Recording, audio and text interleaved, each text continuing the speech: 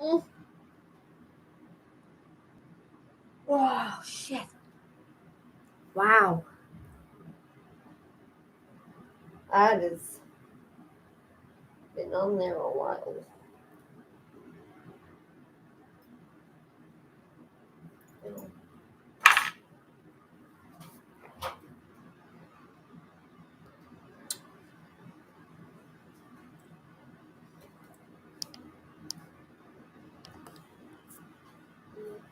They would pitch to the press and the public. Already, Russian hacking was the centerpiece of the argument. In Brooklyn, her team coalesced around the idea that Russian hacking was the major unreported story of the campaign, overshadowed by the contents of stolen emails and Hillary's own private server imbroglio. And as far as Hillary Clinton is concerned, the plan to, quote, make sure all these narratives get spun the right way, well, that's gone exceedingly well, hasn't it? To use the language of the newly created discourse, they very effectively weaponize misinformation to convince the media and the Democratic base that the biggest national problem was, in fact, misinformation. Wrap your head around that one. Now, here we are 5 years later, and rather than do a single moment of soul searching about how the Democratic Party could possibly have lost to someone like Donald Trump, rather than ever consider that maybe they should stop running candidates who look like they'd be more comfortable in a monocle and a top hat, rather than actually try to figure out what the real concerns and issues are for voters, they have instead leveraged all of their messaging and institutional muscle to fret over what moms are saying in boomer Facebook groups. Of course, every liberal media outlet, totally obsessed with the topic too. Ben Smith's recent column exposes how top executives at CNN, NBC News, Shorenstein Center on Media to learn how to combat misinformation. Katie Couric just led an Aspen Institute commission on information disorder, among other luminaries like Facebook's former chief security officer, Kremlin critic Gary Kasparov, and Prince Harry, for some reason. Ben Smith himself moderated a, quote, truth decay panel at Bloomberg's New Economy Forum. Now, all of these elite actors, from the Democratic politicians to the media executives, they love this topic. It's perfect. It doesn't implicate them at all. It doesn't require them to give up any of their goodies, and best of all, it hands them even more power as gatekeepers and official arbiters of the truth. After all, the previous controllers of the narrative were feeling a little nervous that the people might be getting ideas of their own and straying from the prescribed program. Legacy media didn't have to be pushed all that hard to embrace an agenda of crushing misinformation coming from the people in order to regain their own elite monopoly on misinformation. Only high-class propaganda and conspiracy theories, please. Things like Russiagate and WMDs and the idea that the stock market is real. So in summation, our current hell world of demands for more censorship, lesser evil politics, and a perplexing inability of the Democratic Party to address a single real concern of voters, that was all set in motion by HRC. It's thanks to an intentional plot hatched by Hillary and her paid operatives to distract the public from their terrible campaign and their even worse candidate. A psyop which she continues to this very day on one of the most influential political shows out there. And that, my friends, is why we are not allowed to have nice things. Sagar, Hillary really ran the gamut in that interview. She also made sure to get in some, like, hey guys, thanks so much for watching. That's right. Just as a reminder, you can become a premium subscriber today. Watch the full show completely uncut, our reactions to each other's monologues. You get to listen to it, you get to ask us questions, all that good stuff. Link is right there in the description or at breakingpoints.com. Best of all, great way to say screw you to the mainstream media.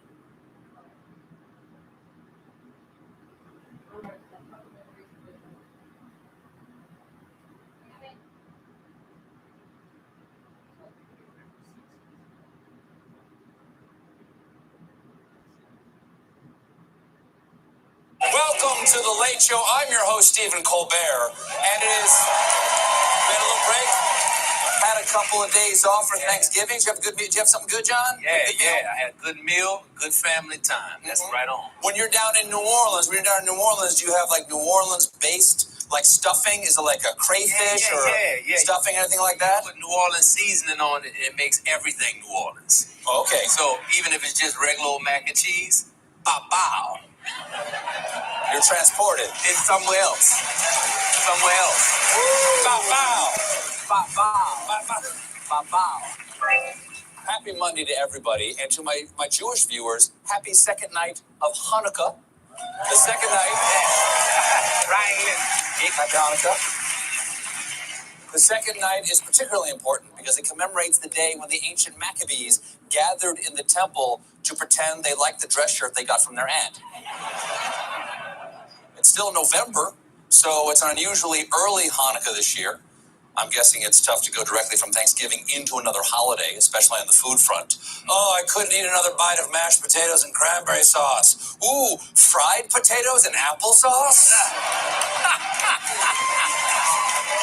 Sour cream.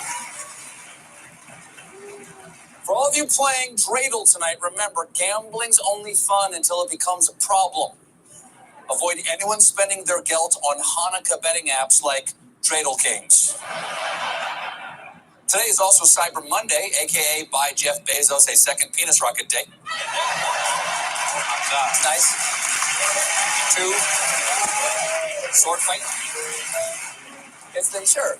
It's the highlight of the holiday season. Children lie awake in their beds, listening for the click, click, click of their mom entering promo codes. And it might be hard to find the perfect gift this season because the supply chain is still a mess, which is why some holiday shoppers are doubling down, stockpiling gifts in case their favorite items don't arrive in time. That's why really smart shoppers don't wait till Black Friday. They start trampling people weeks ago. One survey found that this year a whopping 20% of shoppers said they plan to order more gifts in case some are delayed or canceled. So if you're doing the 12 days of Christmas, be safe and double your order. Okay, that's 16 maids a milking. That's 20 lords a leaping. And forget about 12's drummer drumming. Just hire the Texas A&M marching band. But that's good. Very accurate. Very accurate. One retail expert described the market this way: we see a consumer who is anxious to spend. They are eager to shop and anxious about the execution. Coincidentally, eager to shop and anxious about the execution, also the title of Marie Antoinette's memoir. You don't hear Marie Antoinette jokes anymore. It's a class. Audiences love French Revolution jokes. Unfortunately,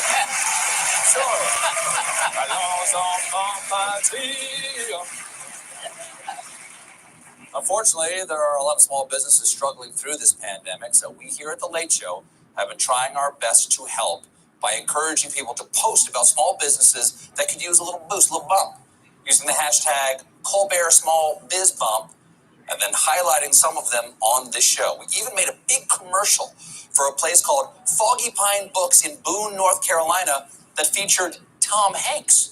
And another one for Just Heavenly Fudge Factory on Lopez Island, Washington, that featured Kenny G. Or could have been Tom Hanks playing Kenny G, because he's that good. And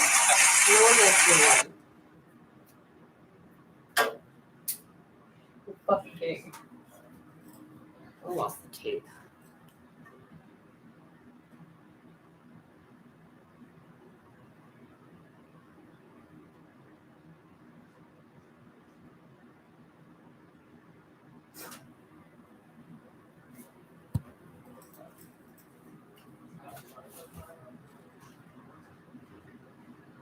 Thousands of more beds are coming to for-profit long-term care homes over the next few years. Advocates and family members are disgusted by the province's decision, saying it doesn't make sense. I can't even make sense of it. It makes absolutely no sense. Teresa Trimboli's parents died 3 days apart from COVID last April at a for-profit long-term care home in Etobicoke. 27 residents died in total during the pandemic at the village of Humber River Heights. Trimboli says the care her parents received wasn't good. He constantly fell. They would go into his room and they'd find him on the floor. He had a really bad fall where he had a brain bleed and he broke some bones in his face. I went to the nursing home and my mother, it was obvious that her diaper was fully soiled, and I had pressed the button to get a nurse or a PSW to come in and maybe change her diaper, and 45 minutes, nobody showed up. Trimboli and advocates can't believe the province will be allocating 18,700 beds to for-profit homes over the next few years. A little over 13,000 beds are going to nonprofit, and just over 3,000 are going to municipal homes. Long-term care advocate Vivian Stamatopoulos says the ratio should be reversed. We have the statistics on just how much more likely you were to die of COVID, these poor residents, if they lived in a for-profit home, than, going down to be a not-for-profit home. And then at the lowest level being, 1.5 deaths per 100 registered beds for the municipal homes. We asked the Minister of Long-Term Care's office what they will do to ensure residents are safe, and here's what they said in part. Long-term care home operators have a duty to provide a safe and healthy environment for residents. To fix long-term care, we've introduced legislation that will overhaul inspections and hold long-term care home licensees to account to ensure residents are safe and well cared for. This also extends to the care provided by loved ones. We've seen the mental and emotional hardship visitor restrictions have had on residents and their loved ones, and continue to explore opportunities to expand and clarify the rights of residents to receive visitors and the role of caregivers. Stamatopoulos wishes the province would stick to their word and actually do better in all aspects. Homes like Orchard Villa, homes like Tender Care, the worst mass casualties in Ontarian long-term care history, are up for debate right now.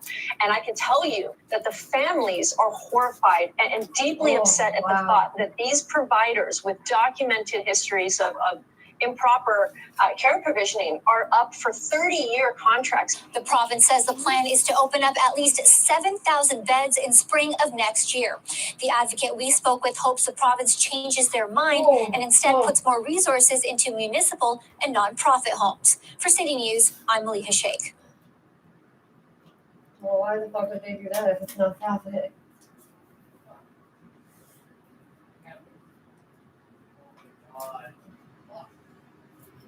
Thousands of more beds are coming to for-profit long-term care homes over the next few years. Advocates and members are disgusted by the province's decision, saying it doesn't make sense.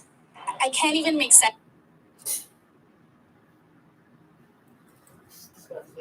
Day 2 in the sex trafficking trial of Ghislaine Maxwell, Jeffrey Epstein's friend and alleged accomplice, taking the witness stand in the last hour. The first Maxwell accuser, one of Epstein's 3 alleged minor victims, referred to as Jane.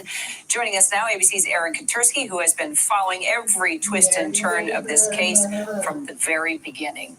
So, what have we heard from Jane so far? Prosecutors already laid out their case, Aaron, right? So what are they going to be trying to prove with her testimony now? Prosecutors have laid it out broadly, Kira, but now the jury is really hearing what amounts to the heart of the government's case against Ghislaine Maxwell. Testifying is a woman named Jane. It's a pseudonym, and she says she was 14 years old when she was first sexually abused by Jeffrey Epstein, with Ghislaine Maxwell participating oftentimes in Epstein's Palm Beach mansion. The jury has already been taken on a visual tour of the mansion. It was described by somebody who worked for Jeffrey Epstein, but now they are hearing in often graphic and lurid detail about what Jane says happened to her when she was alone with Epstein and alone with Epstein and Maxwell. And crucially, and this is really where the prosecution's case has to stick, she is now discussing some of the travel that she says Ghislaine Maxwell arranged from Palm Beach to other locations associated with Jeffrey Epstein, including his ranch in New Mexico. She broke down a bit on the stand after giving otherwise clear testimony in a strong voice, oftentimes addressing the jury. But she recalled an episode when she was summoned from her room on the New Mexico ranch and brought to Jeffrey Epstein. She said her heart was sinking because she knew what was about to happen to her. And Aaron, quickly, this is a federal case, so it's federal law. What are the charges that Ghislaine Maxwell is facing? And I understand Epstein's pilot was on the witness stand. He talked about some famous people who flew on the Epstein Express, as they call it. Who got on board? Yeah, these are the bold-faced names that have been associated for a long time with Jeffrey Epstein and Ghislaine Maxwell, former presidents Trump and Clinton, actors Kevin Spacey and Chris Tucker, Prince Andrew, the violinist Itzhak Perlman. All of them flew on the plane, and the pilot was called to by the defense on cross-examination to say that he sure remembered some of those famous names that were on the plane, but he did not remember any of the accusers who were actually on the plane. And the pilot said he wouldn't necessarily have remembered them because they weren't famous. These are only cursory mentions. The real heart of the case, Terry, has to do with the accusers and with what they say happened to them when they were underage. These bold-faced names may make another appearance or two, but only in cursory fashion. So Maxwell is charged with 6 counts, including sex trafficking, Aaron. She's pleaded not guilty, and her defense says that she's a scapegoat. So how do they even begin to make that argument? Yeah, the defense says, Kira, that this is really Maxwell filling an empty chair, filling a hole, because Jeffrey Epstein died by suicide more than 2 years ago. And they say that Maxwell is only on trial because Epstein isn't. And they have also said that her accusers are motivated by money. And they outline how much money, millions of dollars, that the accusers have received from Epstein's estate after filing civil lawsuits. And the defense believes, and is out to convince the jury, that these women are only testifying now in Maxwell's criminal trial to bolster their own claims in civil court. But I tell you, the jury is away from hearing the substance of that argument. They are riveted by the testimony of Jane, this woman who says the abuse of her continued when she was 14, 15, and 16 years old. Just a horrifying facts in that case. And Aaron Katursky will be depending on you to cover it throughout. Thanks. Hi, everyone. George Stephanopoulos here. Thanks for checking out the ABC News YouTube channel. If you'd like to get more videos, show highlights, and watch live event coverage, click on the right over here to subscribe to our channel. And don't forget to download the ABC News app for breaking news alerts. Thanks for watching.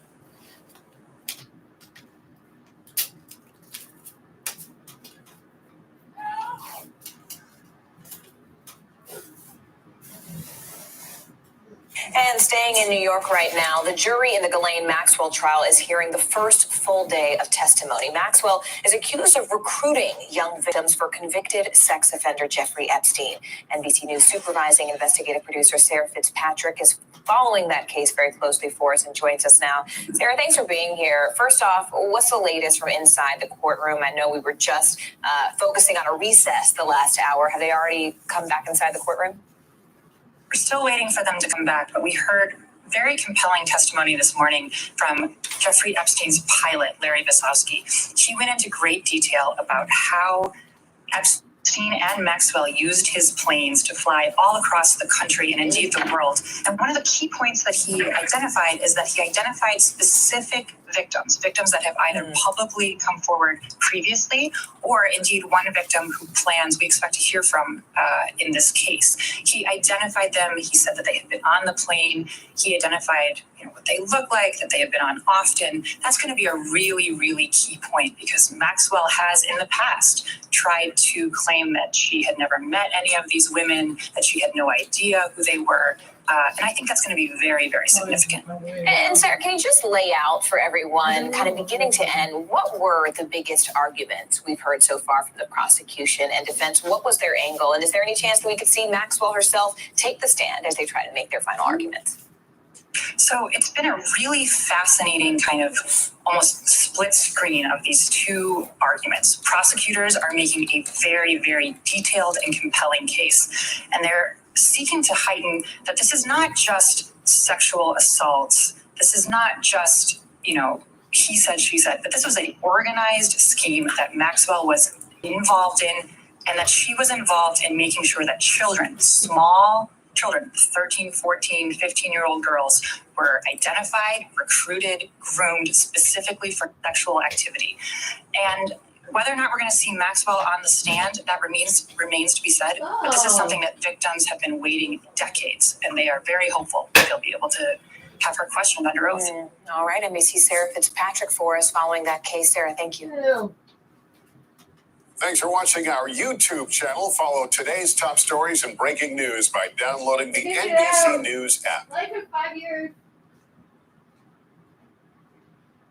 5 years. Figure it out. We pull it. It's spring. How's that happen? I was like, I've been trying to do this since we moved in. The first day we moved in, I tried to do fucking look at the top.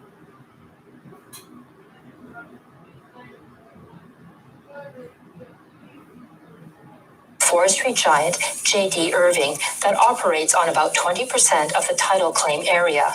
Patricia Bernard, chief of Madawaska, says, these private companies are beneficiaries of the land, water, and resources that were illegally taken from us.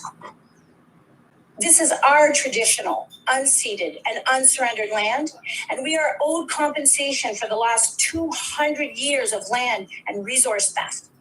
The new claim seeks compensation from the New Brunswick Crown for allowing commercial operations on traditional land and will list away ownership of the land, water, and resources.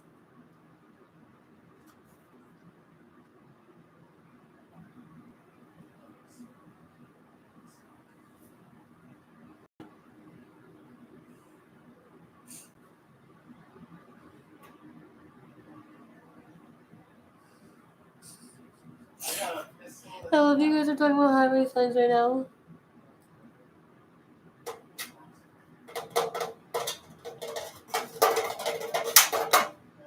What?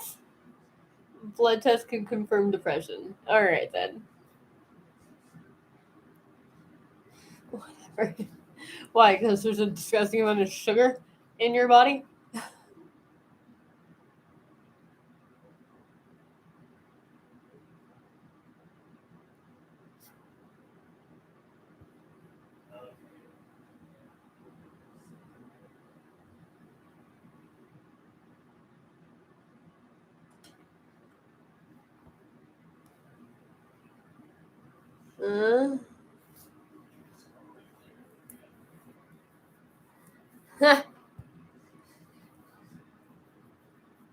Sorry.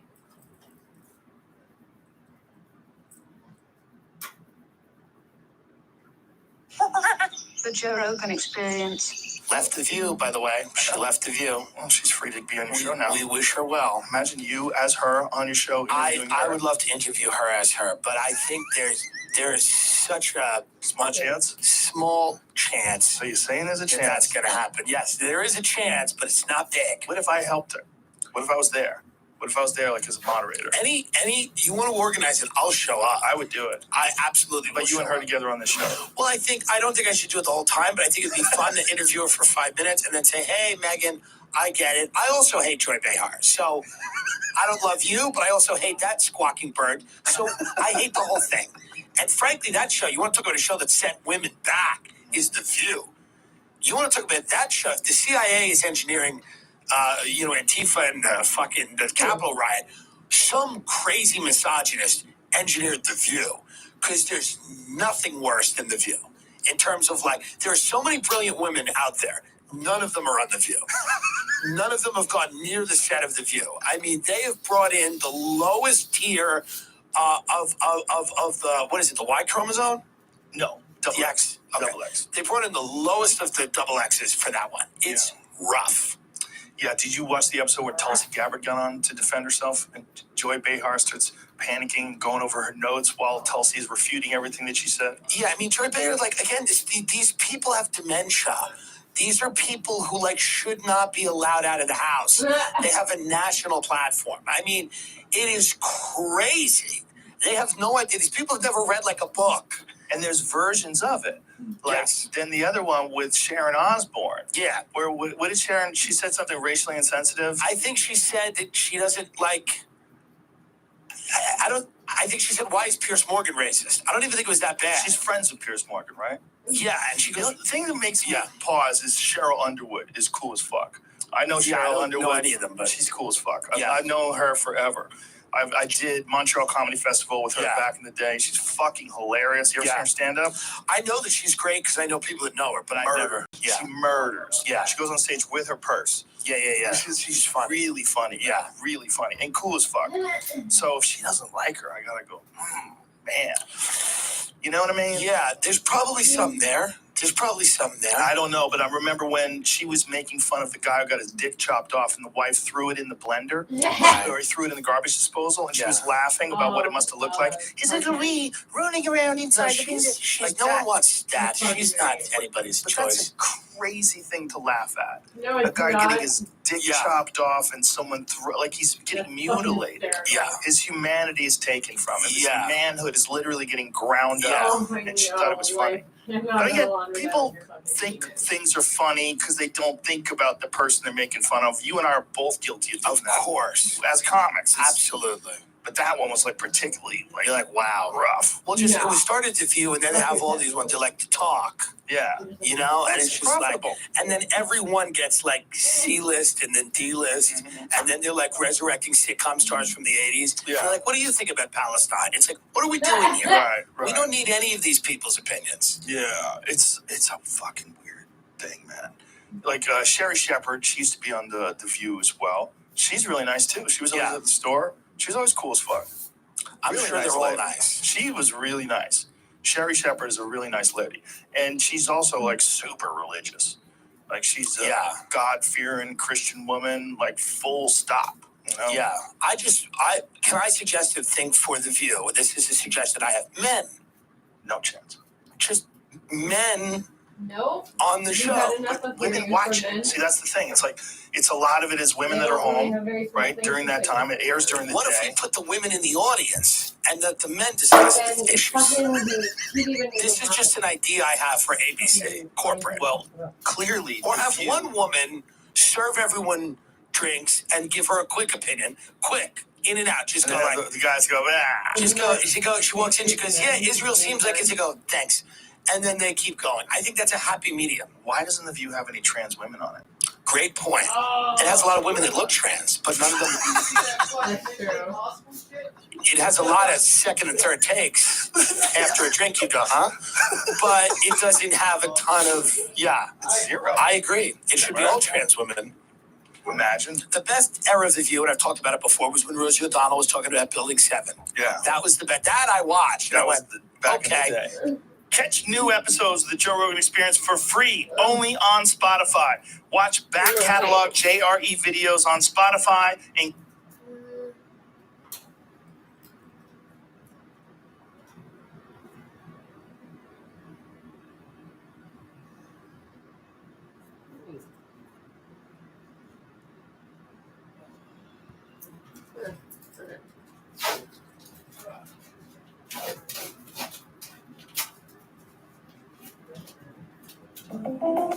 We all exist in this world where we can tweet at somebody or engage with somebody, could even be the president of the United States, and they might react to us back. Social media has thrust us all onto the head of a pin, socially speaking, existentially speaking. Even if they're on the other side of the planet, even if they have a lot more money than we do, we can still interact with them. We can still compete with them on engagement. They're inside of our world. We have a mimetic machine in our pocket where all of these people exist.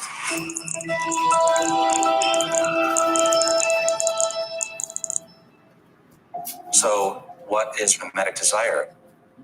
Mimetic desire means that we're adopting another person's desire as our own, usually without even realizing that we're doing it.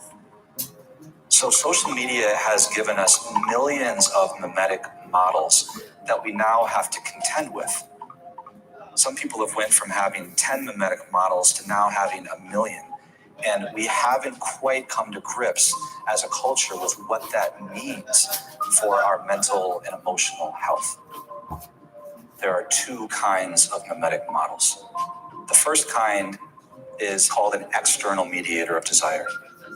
These are models that are outside of our world, whether because they exist in a different social sphere than we do. There's no possibility of us coming into contact with them, and certainly not becoming rivals with them. They're in some sense outside of our world of desire, outside of our world of competition. Now, these external models of desire can be real or they can be fictional. The other kind of model is inside of our world, called internal mediators of desire. These are people that we do come into contact with, And there is a possibility of conflict or rivalry with these people. These are people that are in our family. These are people in our workplace. These are people that could even be our friends. It's easier to compare ourselves to them. These are the kinds of people that we look to as benchmarks, and we're far more likely to be envious of somebody that we went to high school with who now has a great job and a beautiful spouse than we are to be envious of the richest person in the world. The danger with external mediators of desire, with keeping up with people that are very successful, with people that have modeled a certain kind of lifestyle, is that there's no end to that process. All desire is a form of transcendence. We desire to go beyond the boundaries, to go just over the mountain, to be the kind of person that we don't feel that we currently are. Having positive models of desire to emulate is a very good thing. It's important to have people that model virtues and goodness that we would like. But we have to understand the limitations of any model. And understanding how the dynamic between us and our models changes in that scenario is really, really important. It's also important to understand when somebody is an internal model of desire to us, because in that case, we have to have boundaries. All desire comes from us feeling like we lack something. And that can bring us into a dangerous, vicious cycle, because there will always be another model to find. We have to choose our models wisely. We also have to know when the model is inflaming us with a desire for something that's going to bring real fulfillment, or whether it's going to bring a dopamine hit or allow us to fantasize about a life that we'll probably never have. And even if we did have it, would probably make us miserable. All you need to do is go on Instagram and spend 5 minutes, and you see lifestyles modeled. You see vacation destinations modeled, fashions, manners of speech, ways of engagement, ways of speaking, political preferences. All of these desires are modeled for us 24 hours a day, billions of them. And we need to understand the mimetic landscape of social media, or else we'll become totally controlled by it. Get smarter, faster with videos from the world's biggest thinkers. And to learn even more from the world's biggest thinkers, get Big Think Plus for your business.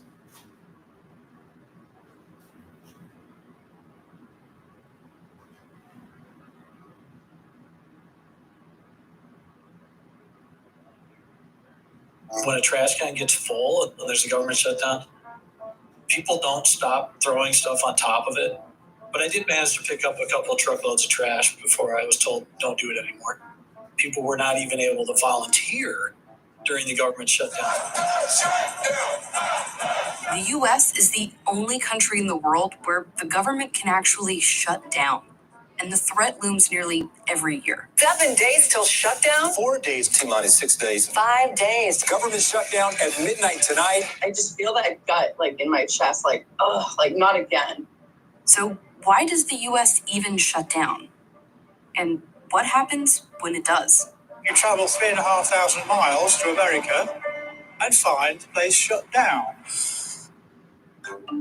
Every government in the world has to do the same thing. Decide how to spend the country's money. In the US, they do that by passing spending bills called appropriations bills that give these federal agencies their budgets. It happens every year or every fiscal year. Japan is April 1st. In Kenya, it's July 1st. In the US, it's October 1st. And if the government misses that deadline, The budget wasn't passed. We have no money. And then, oh, you have to come to work anyway, just not getting paid. We did get back pay. Still, you have to wait for that. The saddest thing I ever seen was all these hardworking people in a line for their food bank. It's the conversation at the dinner table every single night. Well, Dad, do you know when you're going to get paid again? No, I don't. it's the way the US government was set up, kind of. The answer to why we have government shutdowns actually starts in the Constitution. No money shall be drawn from the Treasury, but in consequence of appropriations made by law. And so what that really means is that before any federal money can be spent, there has to be an actual appropriations law allowing it. But that can be interpreted in different ways, and it has changed over time. Back in the 1800s, there were no shutdowns, but there were other problems. Agencies would routinely blow through their budgets, then keep spending, and would come back to Congress and ask for more. So Congress passed the Anti-Deficiency Act, but tells federal officials that they really, really can't spend money without an appropriation. But that didn't stop the government from missing their deadline and creating long gaps in funding. As recently as the 1970s, there were plenty of these funding gaps. And yet, the agencies sort of pretty much just kept going. It couldn't possibly be that Congress wanted them to shut down if there was no budget bill passed on time, right? But what happened was, in the early 1980s, the Attorney General issued 2 opinions that tightened up this interpretation. the opinions basically said, no, seriously, unless Congress has passed an appropriations bill, agencies can't spend any money, including to employ the services of their employees. Even though there technically is money, we have no access to it. And since then, the U.S. has shut down many times. 1996 was the first big one for 3 weeks, and 2019 was the longest in history so far. I actually got to work, and they was like, we're on furlough, they shut the building down. I was like, oh, the doors are not opening right now? They were like, no, it's shut down completely. I was like, what is a furlough? What's going on? I couldn't work. I couldn't go in. We weren't even allowed to check email. I ended up, picking up side jobs, right, trying to make ends meet. These are all the agencies of the federal government. Here are the ones that actually shut down in 1996 and in 2019. Shutdowns don't have to be of the whole government. So it might just be that one set of agencies didn't get funded. Congress couldn't reach agreement with each other and with the president on whether that set of agencies would get funded, but the rest of the government was funded perfectly well. In 2019, around 800,000 federal employees didn't get a paycheck for 35 days. But more than half of them still had to go into work because there are some jobs that the Attorney General said are exempt from stopping completely, what we call essential employees.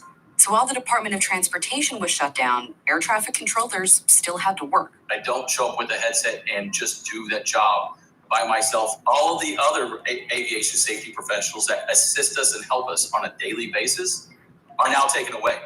Homeland Security shut down, but TSA workers still had to show up without pay. We're one of the lowest paid agencies. Not receiving a check every 2 weeks was hard. People were on the floor with smiling, greeting everyone. Behind closed doors in the break room, you had people breaking down. National parks lost millions in entry fees. Wildfire mitigation projects were delayed. Immigration court hearings backlogged.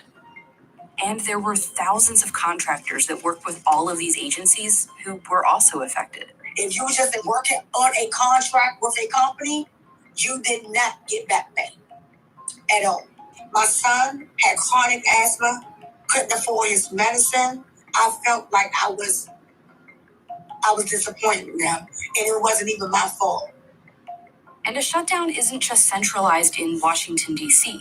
Only 15% of all federal employees live in that area, which means the economic impact is countrywide. Shutting down not only affects the federal workers, if people aren't getting paid, they're not going out to eat.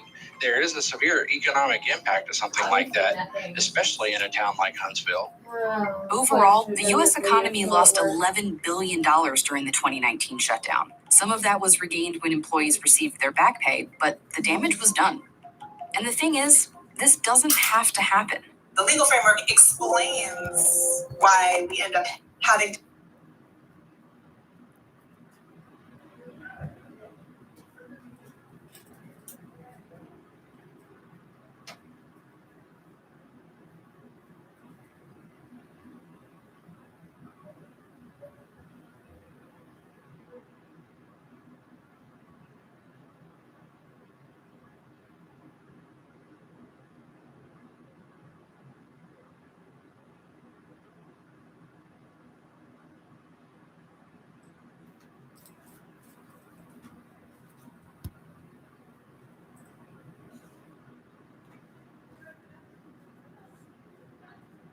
Oh, come on. Okay, some bombshell news, some great news, frankly, out of Bessemer, Alabama. You guys will recall we covered this here extensively. The Amazon warehouse down in Bessemer, there was an effort to unionize that warehouse. Ultimately, when the vote came down, it was a dramatic loss for the union. However, we talked to the president of the union that was trying to organize them, and we talked to, other reporters who were down there on the scene, and they said there was a lot of funny business going on here. And in particular, the thing that they consistently pointed to was that Amazon had a post office box installed on their property that they effectively had control over, or at least gave the employees the feeling that Amazon was sort of controlling this election process.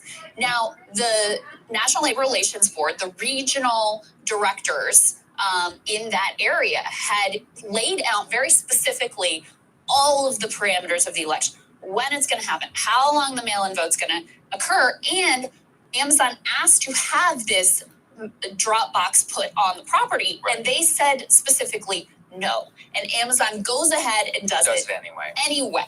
There were also other problems in terms of one of the things they're pointing to is that workers were effectively polled for union support, which again is illegal, by being told that if they don't support the union, they need to pick up anti-union sort of propaganda or like merchandise.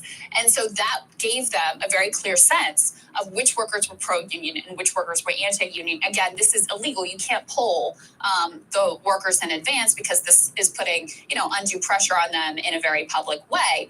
So the bottom line of all of this is that the regional NLRB agreed with the union and the union organizers that this election was improper and that Amazon had illegally violated workers' rights in the way that they went about this, both with regards to the mailbox and with regards to this method that they use to poll publicly their employees. And so they have issued an order granting Bessemer Amazon workers a new election. Stuart Applebaum, who's the president of the Retail, Wholesale, and Department Store Union, let's go ahead and throw the tear sheet up on the screen, said that the decision substantiates their claims that the first vote on unionizing the Amazon warehouse was tainted by what the union called illegal misconduct that interfered with the election. Quote, today's decision confirms what we were saying all along, that Amazon's intimidation and interference prevented workers from having a fair say and whether they wanted a union in their workplace. And as the regional director has indicated, that is both unacceptable and illegal. So the process going forward, the date for the new election has not been set. Amazon has until I think December 13th to appeal this to now the National Labor Relations Board, which of course the members of which have been set by the Biden administration. So they're much more pro-union than, Trump had stacked it with a bunch of anti-union lawyers and then had a very anti-worker stance. So they have a good shot at prevailing even at the national level. In the meantime, they haven't set the date, and the election may actually go on before that appeal has been fully, that process has fully occurred. If you read between the lines, and there's a new Washington Post article out about this morning as well, it seems like because the regional NLRB specifically set these terms and Amazon asked for this Dropbox and they said no, and then they did it anyway, I think they pissed these people off. Where they're like, no, I told you can't do this, and then you went and did it anyway. And so, this is a great win for the union, and obviously the odds are still a long shot, but I'd also say the environment's a lot different now than it was at the time. That's right. It is very different, and it's very important to understand that. That being said, the deck was stacked against them from the first place. I also, and look, Stuart, if you're listening, I'm sorry, but you pointed out this excellent article at the time. I forget who wrote it, specifically about the failures of union drives.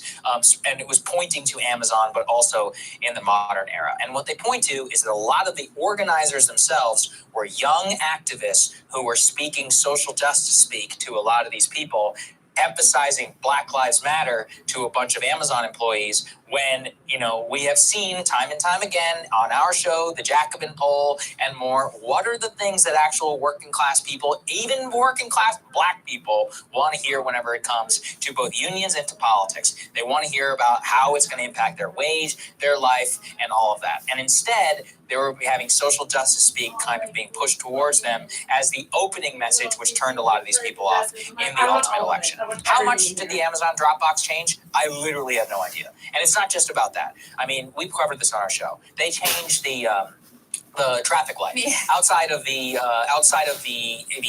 area, the warehouse, so that the worker, I think it was they sped up the red light or something like that, so that people could not come and congregate and organize in that drive. Amazon made them sit through all of these informational sessions. They basically went right up to the line, if not over the line. Clearly, in terms they of went over the legality, line. right? Yeah, at the very least, they have at least been recognized of going over the line. I am not minimizing that. I want these people to have the best and to have better lives and all of that. But it's also on the union and them to actually try and message this thing properly if they're going to try again. And the national environment would be very conducive to this. Yes. I really believe this. The Great Resignation is already happening. Yes, Amazon has thrown, I think it was 17, 18, whatever dollars, minimum wage. They talk about healthcare, all of this. But people, and Amazon specifically, has already admitted that they're having trouble hiring people in the middle of a labor shortage. There has never been more bargaining power for these people than right now. So right now would be the time to do it. I do think it's on the union to try again and to actually message it effectively this time. I'm trying to remember, I think it was in The Nation, that piece that you referenced at the time. I found it very eye-opening to me personally. I'm like, oh, this is also why it failed. It's not just Amazon. Exactly. This is about talking to people about what they really care about. And like you said, look, you don't have to not care or whatever about Black Lives Matter or social justice, but whenever you're trying to talk to somebody and convince them to do something in this way, you have to lead with a lot more of what's it actually going to do for your life. Yeah. What are your actual concerns about what's happening here on the job? 100%. And look, I mean, I wasn't there. I don't know how messaging was done, to what extent, I don't know how reflective that article was or not. I think the biggest issue is simply the way that the deck is stacked against workers in all of these places. That's obviously the overarching problem why we have such low unionization rates in the country. But if ever there was a time, it is now. And I don't want to get anybody's hopes up, because very likely the election goes the way the last one did. And it wasn't close. It was like 2/3 to 1/3. It was roughly something like that, 2 to 1 effectively in the end count. So, very difficult odds. Very much the odds are stacked against them, and they have a big hill to climb here. But what we've been tracking is how much there is a different feel in the air now with workers, whether they're walking out of their fast food jobs en masse, whether they are authorizing strikes in the strike wave that we've seen across the country, whether they're the Starbucks workers who in a couple different locations now have filed and are trying to unionize. There is a lot of momentum at this moment behind workers who are trying to claim a little bit more power and a little bit more in terms of scheduling, in terms of benefits, in terms of wages, and all of those things. So Amazon will do everything that they possibly can to make sure that the result turns out the same way again. In the past, they've fired workers, as we covered yesterday. Yes. Fired a young homeless man who was working at their warehouse in Staten Island because seemingly he became an outspoken advocate for the union, and that was unacceptable to them. So they fired him. Christian Smalls, of course, fired. And there are other instances across the country where they have been caught retaliating against workers who have wanted to organize. So I don't think anyone should delude themselves about the tactics they are able and willing to use in this instance, and just how difficult